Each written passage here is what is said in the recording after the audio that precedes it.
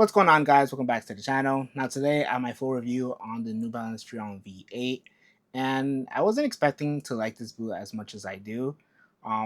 It's just a really good boot. It doesn't really do a whole lot, but it does things well. So I guess we'll talk about the upper first, and the upper is a hypo knit upper all throughout, and this is probably the best or like the softest knitted material on the market. You guys can see how pliable it is all throughout, and it just feels great.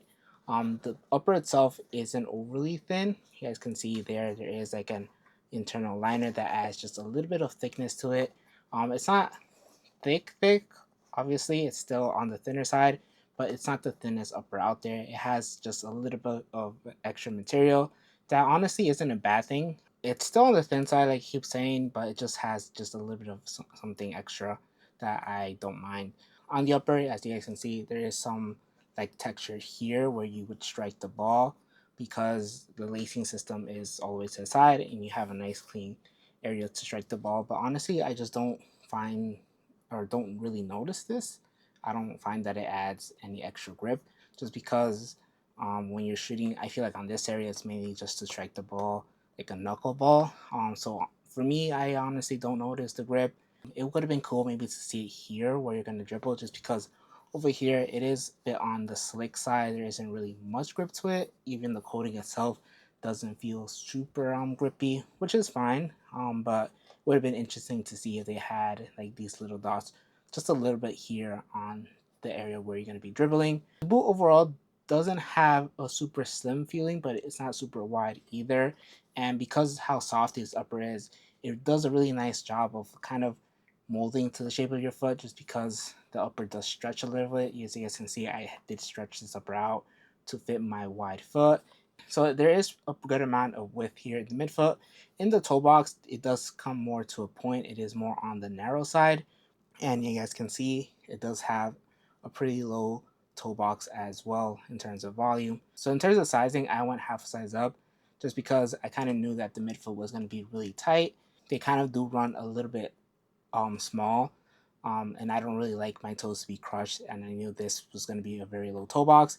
And going half a size up for me was the right call, just because it gives me that a little bit of extra width in the midfoot, and I just have more wiggle space in the toes. I don't have too much space. Maybe I have some dead space here, but honestly, that's fine. But if you guys have a narrow foot and just like your cleats very tight, then going true size is not a bad option.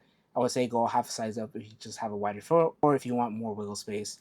And in terms of break-in period, just because I do have a wider foot, in the beginning I did have some pinching here on the side, and after like the first session, they felt okay. Like I kind of still felt a little bit of pressure, but the second session, once I fully broke them in, they felt fine, and now they just feel fantastic. Whenever I put them on, they just feel like a sock, like they're perfectly molded to the shape of my foot. You guys can see they're kind of stretched out here. There is a breaking period if you do have a wider foot, just because, like I said, it does kind of start off kind of on the slimmer side, but the upper is super soft, so it kind of does a really nice job of molding to the shape of your foot. And just moving on to the heel, this heel is really good. Like there's a good amount of padding all throughout. It really locks in your heel really nicely. There isn't any movement, no slippage whatsoever. So that's good. The shape overall isn't as dramatic as the last model, where I felt that kind of dug into the heel a bit more. This one feels a little bit better, and it's a lot softer in my opinion. So there isn't really a pressure point up here, which is nice. No rubbing whatsoever. So the heel is pretty good. And in terms of performance, the boot overall performs well. Because this boot is super soft, it does lack a little bit of responsiveness, especially here in this toe box. When you're cutting across really tight, I did find myself just having a little bit of rollover here in this area, just because the upper itself is pretty soft and the lacing system is pretty shallow. I kind of wish that it kind of went up just a little bit deeper, just so that you can have a tighter fit and maybe prevent that rollover. But honestly, it's nothing too crazy. The midfoot here feels fine. Like I didn't find too much movement here, just in this area of the boot. Now moving on to the sole plate, I really like the sole plate, and it's a huge improvement coming from the previous model, just because it has just a little bit more stiffness and responsiveness. When you're pushing off, you just get a nice feedback to it. Obviously, it's not going to make you run faster, but it just has a really nice sensation. And it's kind of up there with the Mizuno Alpha and even the Asics, where it is kind of snappy and like responsive. And I really like this. The stud pattern itself is pretty aggressive. You guys can see there these T shapes, and I did wear these on AG, and I feel okay. They are on the aggressive side, obviously, so I am kind of cautious, and I kind of wish that they had this sole plate with an AG stud pattern, just because they do have an AG plate, but um, it kind of switches out like the sole plate for something else, and I feel like if I get those, it won't have the same sensation underfoot with this being super responsive. So I kind of wish they had this same exact sole plate, but just with conical studs, like just AG friendly studs. That would be perfect. But overall, I think this is a really nice improvement coming from the previous model.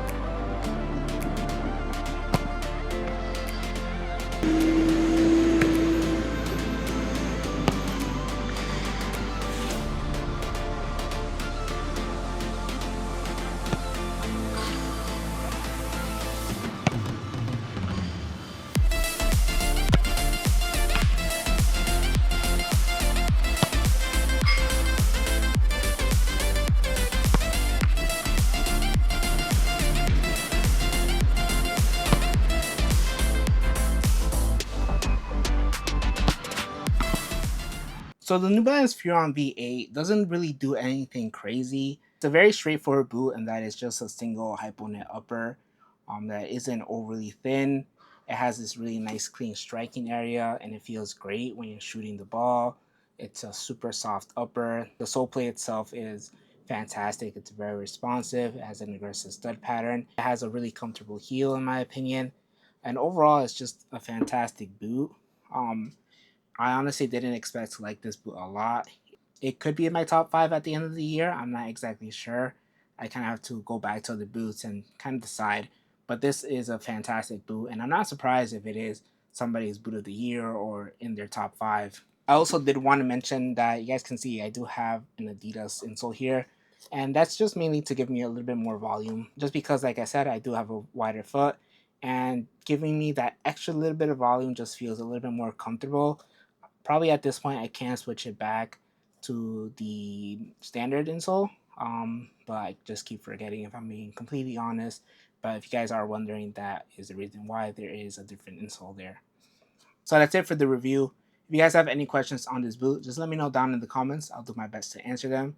If you guys did enjoy this video, make sure to leave a like, make sure to subscribe, and hit the bell notifications so you're notified for future videos. Thank you guys for watching, and I'll catch you guys in the next one.